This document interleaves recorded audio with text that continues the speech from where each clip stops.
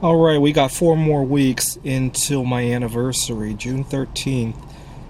June 13th, 2010 was the day I discovered that one could go on a date without a partner. Yes, I realized that many people had done it before, but it was special in its own right because I had big reservations about doing that because of the culture I grew up in. I grew up in Pittsburgh, Pennsylvania. I was going to school in Rochester, New York. People there are a lot more closed-minded than they are here in the West Coast or even in the Rocky Mountain area, right? So I would say Pennsylvania was toward the tail end of accepting gay marriage, right? California was obviously the first state. Washington wasn't that far behind.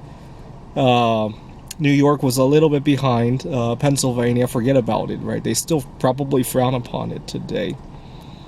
And so I got this image in my head that you needed a partner of the opposite sex to go out on a date.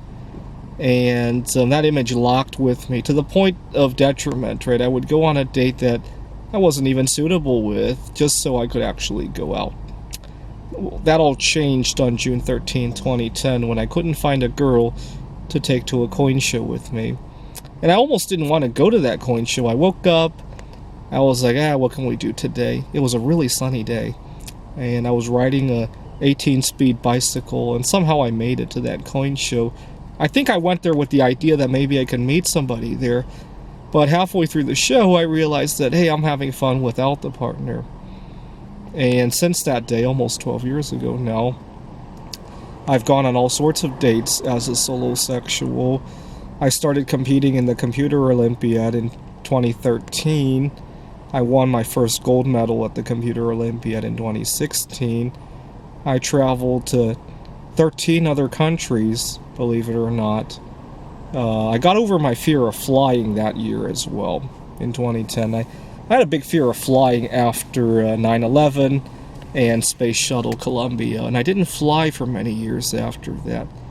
I got over my fear of flying, and I'm so glad I had those 8 years where I flew a lot, because not long after my trip to Taiwan 3 years ago now, somebody in China decided to eat something they shouldn't have, and it caused a lot of problems. And not only the problems of that, but also the social drama, right? Last year, people were getting into fights on airplanes over a new piece of clothing we now have to wear to get out of... Well, they got rid of the requirement now, but there's still a lot of drama surrounding the whole complex of that matter. Anyway, so I'm so glad I got those 8 years where I flew a lot. I'm starting to have fears of flying again over the social drama, not necessarily over the safety of flying. So, but I was able to go to all those places without a partner.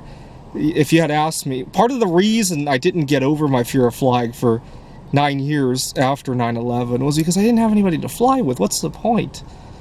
Right, so that first solosexual date was a very good eye-opener. Unfortunately, as a professor, I deal with students who are around the age of when I went on my first solosexual date. I deal with students who have not realized that yet, that they could go out and have fun by themselves. And oftentimes, some of my students, when they break up with a significant other, oh my god, it's the end of the world for them, right? They need to ask me for extensions on their assignment. They need to ask for all sorts of accommodations. They need me to cry on them, and it's just incredible drama. I've had students who have deaths in their family, who have gotten COVID-19 and recovered, and that doesn't cause nearly as much drama as breaking up with a significant other. And I don't understand it. I really don't.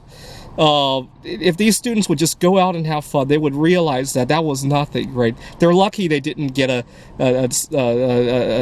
disease or have a family member pass away, right? I want them to see that. And that's why I'm encouraging everybody within my voice, go on a solosexual date. And remember, if you record 5 minutes of it, I'll reward you 1 ounce of silver for the first 200 viewers who do this.